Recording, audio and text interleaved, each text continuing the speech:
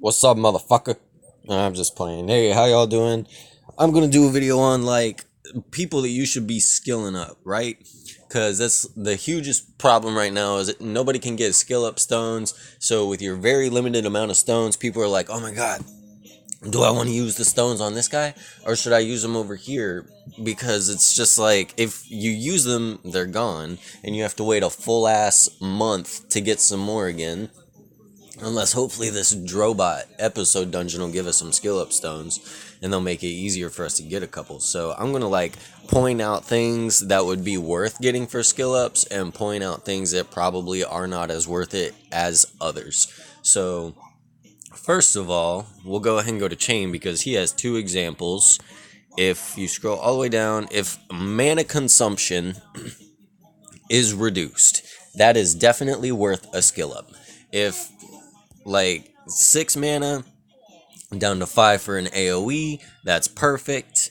4 mana down to 3, amazing. No matter if the mana's going down for you to skill it up, it's worth it. Another example, Lightning Rod, he gets an AoE that's 5 mana, you skill him up and it goes all the way down to 4. Like, this is so valuable because not only does it increase the damage on the way up to the mana consumption, but with that mana consumption, I can now like bring entire other team comps where if I was to bring chain reaction, then I probably couldn't even think about bringing, tri-tip for a defense break because I wouldn't have any mana to be able to use them both effectively. So, mana consumption, always a good hit. Alright, other things that are good, stuff like this. On Super Shot Stealth Elf, whenever you skill her first hit, skill up all the way, she gets a bonus hit whenever you land a critical. And like any skill up that's just going to dead ass fucking change your entire ability to do like another hit or to add another debuff or to like increase like status ailment numbers is definitely going to be worth it. And you should always look for stuff like that. Now, something that I think is not worth it really is cooldown time, because usually with cooldown time, it's only a few seconds, and you have um 5 other skills that you need to have queued up anyways. It's not like you're going to be using all 6 skills all the time, so usually I try not to lean towards cooldown time. Or, I mean, something that can also go both ways that can be really tricky is whenever it's just damage, right? If it's just damage, then you really need to look at what you're using this guy for. Like for chain reaction, if I were to skill this up, the chainsaw combo finishers, all it would give me is more damage and a lower cooldown time. So, well, firstly, with the cooldown time on combo finishers, he's going to spam chainsaw combo finishers more often, which isn't my favorite skill for him to use. I would rather use him running with chainsaws, so that could actually be like detrimental to my team rather than beneficial, especially somebody on like the B10 boss. Because with that B10 boss, you want to hit him as few times as possible and still be able to bring his health all the way down. Where if I'm wasting turns on an attack like this, he's going to be spamming more often if I bring the cooldown time, and it's not going to do that much damage. That's something that you don't want to skill up, and you probably shouldn't even think about it. Moving on. We'll do villains after like a few other of these guys. So this effect passives and stuff like this that activate that have an effect count of 1 whenever they're not skilled up are definitely worth it to skill them up to bring that effect count higher. I have not decided that I want to bring this up to 3 yet, just because I need another redstone for another important skill up. But whenever she evades, right, you get wide range damage down and a shield on all allies for 1 turn.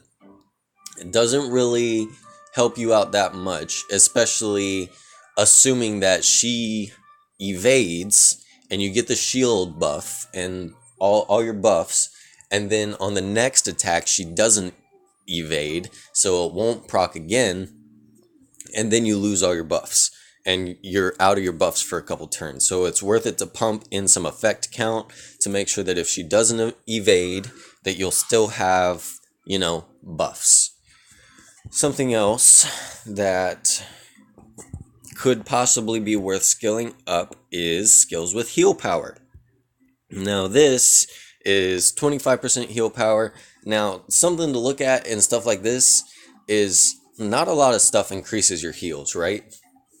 So what we have that increases our heals, this is proportionate to his max HP. So let's look at his stats. Whatever his HP is, that's what's going to scale up how much his heal does. And that's the only thing that's going to scale it, right? And then, of course, his crit rate. Because if you do a critical heal, then it's going to heal a lot more. So the only two factors affecting your heals right now are your HP and your crit rate. So it might be worth it if your heals are quite lackluster and you're needing a little bit more heals out of your turn.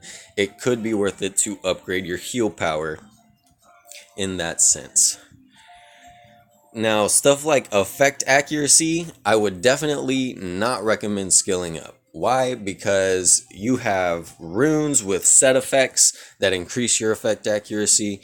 Accuracy usually comes pretty high on your Skylanders in the first place. If they need it, they'll have a base accuracy that's pretty high. And then on top of that, you could get an accuracy slot 4. It's not going to kill you to get an accuracy slot 4. And to have some runes that, increase that accuracy for you without having to waste those precious skill up stones on accuracy. So moving on from the Skylanders, let's check a couple more. Cooldown time, effect accuracy, and something you shouldn't really be worrying about. Passives like this, I personally don't think that they're worth skilling up, but I'm sure some people would be quick to agree with me. They are very valuable, a 60% chance to get attack up for one turn. And you're going to skill it up and it's going to bring it to 80%. Now, they have some crazy Korean math in this game that's 80% is really 40%, right? Because, for example, on Super Shot Stealth Elf, this says 30% chance to use the dagger cannon at the start of the round to fire at all enemies. It really only does it once every 50 matches. So, 1 out of 50 is 2%, not 30. Maybe, I'm just the most unlucky person in the world, and it actually is 30%. But I've had Super Shot for a very long time, and it always just doesn't work. So effect activation chance, I'm going to go ahead and vote no on the skill ups. Leader skills, I would say you do not need to skill them up on nat 5s where the initial leader skill is going to be 10% already. So you got a crit rate 10%. What is this? Accuracy 10%. The only time that I would even consider upgrading a leader skill even in the slightest bit, is if you are looking at where the fuck is the fucking guy. I want to use this view so you can look at the guy I'm talking about, but I'm just going to switch to this because it's starting to piss me off. I can't fucking find anybody. I'm looking for Crypt King. If you've seen him 5 times since I've been looking for him, I'm very sorry. Cannot fucking find Crypt King. Anyways, fuck him. Leader skills that have an initial base of 3%, they could possibly be worth skilling up if you don't have another leader skill that does. There he is. God damn, you're right there staring at me the whole fucking time. Increase attack power by 3%, right? For every skill up, it's going to go to 6, 9, 12, 15. So those skill ups are going to be far more valuable than if you went from 10, 11, 12, 13, 14. Anyways, moving on from that, motherfucker just gave me a heart attack trying to find him. Villain skill ups can be important. Of course, if you've seen my Chomp Chest video, you know that skilling up the Chomp Chest changes the shield count to an invincibility, which basically completely makes him an entirely different unit, right? Because you have a shield, stuff can either remove your buff count or destroy your shield. If you have the invincibility, the only thing that's taking that invincibility off, no matter how much damage they do, it's going to do 0, right? If you have that little light in arena that comes down and it'll go down into the bar and it's going to hit you for 78 trillion damage, it's still going to hit you for 0. That's what's great about invincibility. The shield is going to, reduce the damage, kind of absorb some of it. The invincibility, even if fucking Satan comes charging at you with his horns and gores you to death for 28 billion damage, it's still 0. So I think that this skill up was worth it. I do not regret it. It's valuable. If it's a villain that you use a bunch of times, like you use the villain often, it could be worth it to skill up their skill use, because it's very annoying when you put out a villain in a battle and they use their ability one time and then they just disappear. It's like the smallest change in your team's effectiveness that effectively just makes him disappear, and it's kind of a waste of time. So it's worth it to skill up skill use time on villains that you use often, like Gulper. I decided to skill him up because he's a tanky